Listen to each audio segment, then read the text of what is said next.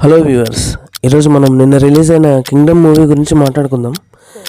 నాని తన కెరీర్లో తీసిన సినిమాల్లో తనకి చాలా ఇష్టమైన సినిమా ఏది అంటే ఎప్పుడు జెర్సీ అని చెప్తూ ఉంటాడు.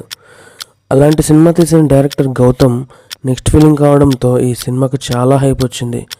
బడ్జెట్ కూడా 130 crores పైనే అయింది.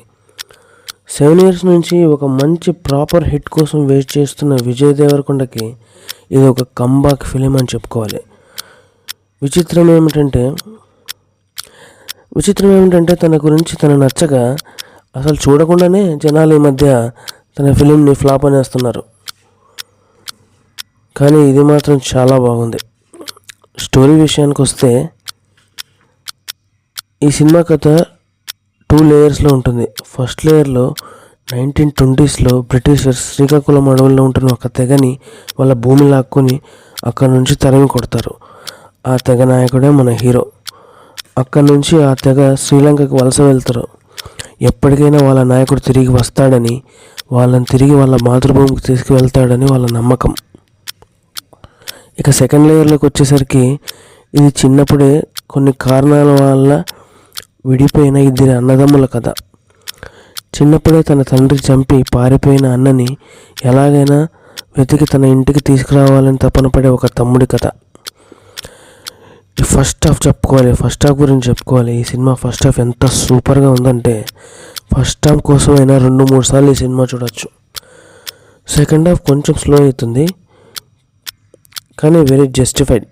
కొంచెం వైలెన్స్ ఎక్కువ, కానీ స్టోరీలో అనుగుణంగానే వెళ్తుంది. స్క్రీన్ ప్లే అండ్ డైరెక్షన్, ఇది ఒక ఫాస్ట్ బేస్డ్ స్క్రీన్ ప్లే. ఈ స్క్రీన్ ప్లే చూస్తే అర్థమవుతుంది గౌతమ్ అనేవాడు ఒక 1-hit డైరెక్టర్ కాదు. Is going to stay here for very long. ఇంకా యాక్షన్ సీక్వెన్సెస్ చెప్పుకోవాలి. వెరీ రా అండ్ రస్టిక్. చాలా బడ్జెట్ అంతా దానికే ఎక్కువైనట్టుంది. చాలా బాగుంటాయి, చాలా బాగా తీశారు. మ్యూజిక్ అండ్ బీజిఎం, ఈ సినిమాలో ఒకే ఒక సాంగ్ ఉంటుంది, అది కూడా చాలా చిన్నది. బ్యాక్గ్రౌండ్ స్కోర్ మాత్రం చించేశాడు అనిరుద్ధ్. ఇంకా యాక్టింగ్ విషయానికి వస్తే ఇందులో 3 మెయిన్ క్యారెక్టర్స్: సూరి, శివ, మురుగన్.